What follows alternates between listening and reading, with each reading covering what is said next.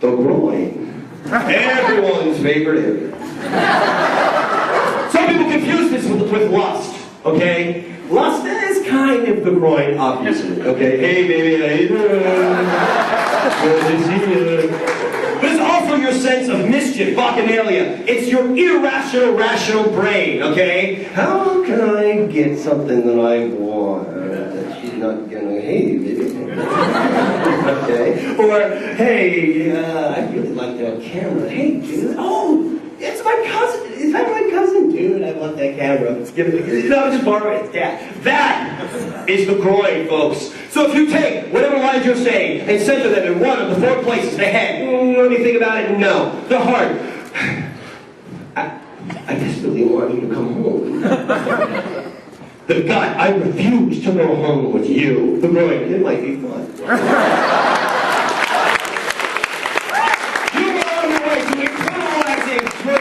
In your character. I'm going to take a couple questions if that's okay.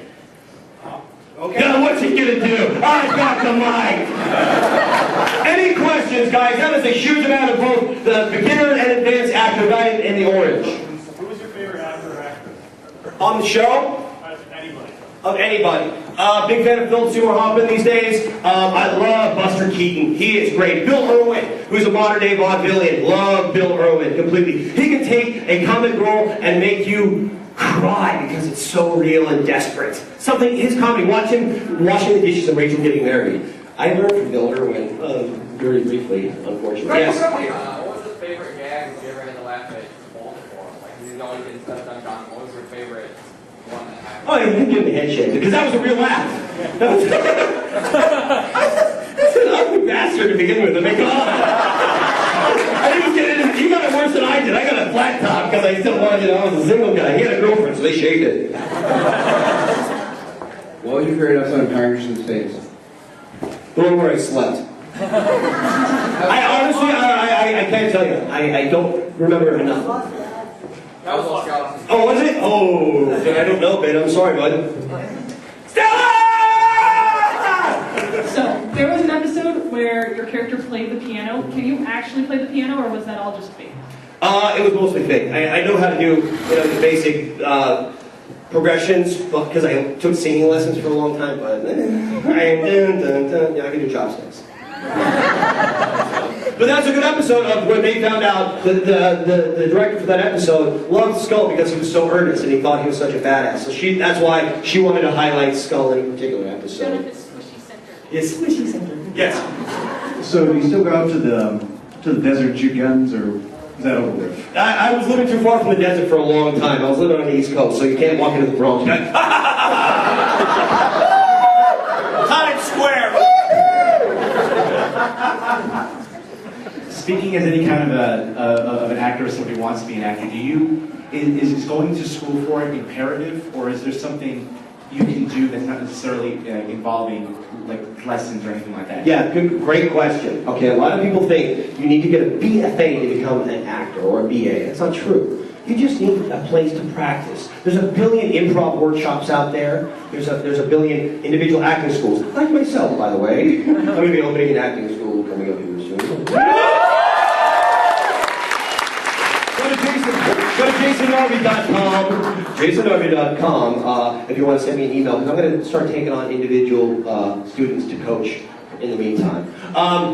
There's also a lot of theater out there to do, guys. I can't stress this enough. If you watch a movie like Magnolia or what is it we just saw the other night, Boogie Nights, many of them, they're all theater actors. They're so good, okay? Because they always do it. They do it again and again and again and again and again, over and over and over and over and over, okay? So theater's a great training ground. Usually there's community theater out there. It doesn't cost you a dime to do it. It's great training because it's practice, okay? I would recommend at some point you do go into a studio to really hone it and get rid of those bad habits that we talked about at the beginning of the class. Because you will come into them, and if you keep acting without getting rid of the bad habits, you just solidify them, It's like getting a splinter lead. You can't do that. Who is Skull's favorite Power Ranger? Oh, well, it would have been Kimberly. I mean, come on. Kimberly is a ranger? No, I mean the Rangers themselves. Oh! You never knew their identity. Oh, I see. Oh, that's a great question. He despised them all because he couldn't be with them.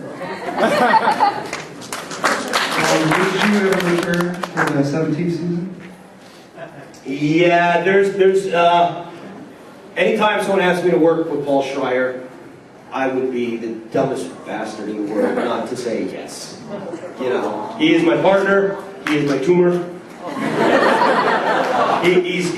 I learned a lot from Paulie, I teach Paulie a lot.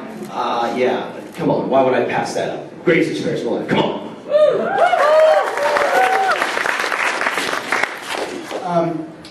In the first episode of Power Rangers Lost Galaxy, Bulk and the Professor left Skull behind on Terra Venture because he slept in. And then in Forever Red, they were reunited again.